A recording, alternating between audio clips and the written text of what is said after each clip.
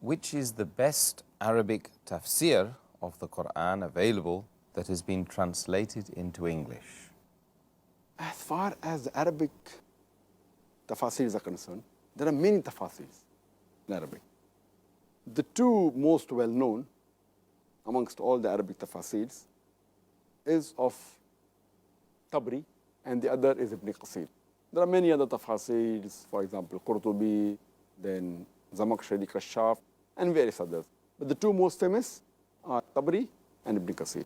Only Ibn Qasir has been translated into English by many other publishers, including Darus Salam from Riyadh. The name of the commentator of the Quran, Tabri, the full name is Imam Muhammad Ibn Jarir at-Tabri. And he was born in 224 AH after Hijri and died in 310 AH after Hijri at the age of 86.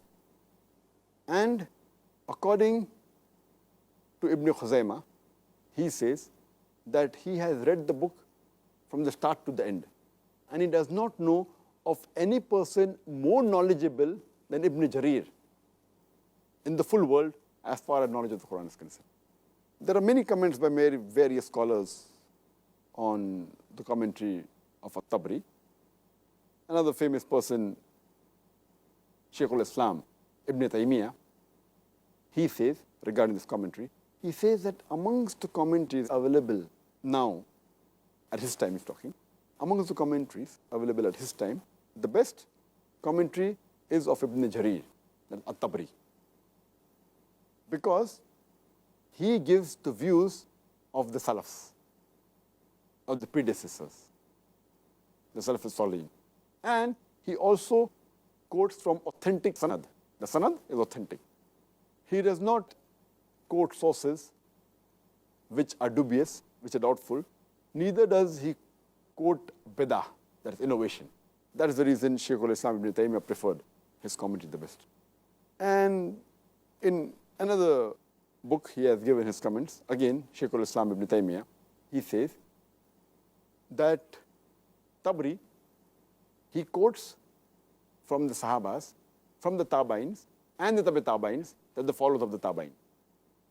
And he even gives the exact sanat, mentioning each name. So those who are scholars, it's good for them, they can go back and check each Ravi, each narrator, and check his authenticity, which may not be useful for a layman, common man, like you and me. You know, he says, Shaykh al-Islam Ibn Taymiyyah, that a common man is only interested in knowing whether the hadith is sahih, or zaif, or mawdu. He may not be interested in the sanad. So therefore, this commentary is very good for the scholars and the seekers of knowledge. The other Arabic tafsir, which is very good and very famous, it is Ibn Qasir. And the name of the commentator of this tafsir, the full name is Abul Fida Ismail Ibn Qasir al-Zamakshi. His commentary, according to Suyuti, he says there has not been a commentary written similar to Ibn Qasir's commentary.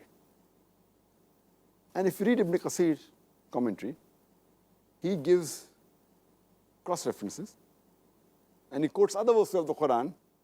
He gives the commentary of the Quran from the Quran itself.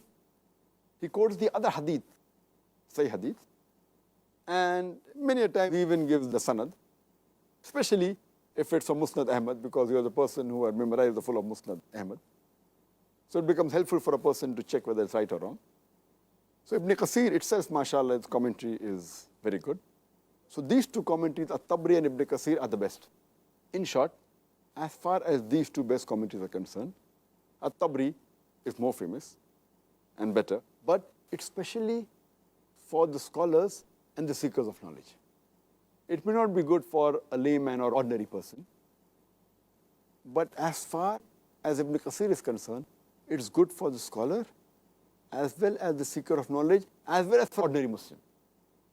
These two commentaries in Arabic are the two best one according to my knowledge, alhamdulillah, and Allah Wa'ala. But only Ibn Qasir has been translated into English by many other publishers, including Darus Salam from Riyadh. Jazakallah khair, Dr. Zakir. Just one little point on that, which is earlier? The Tabri.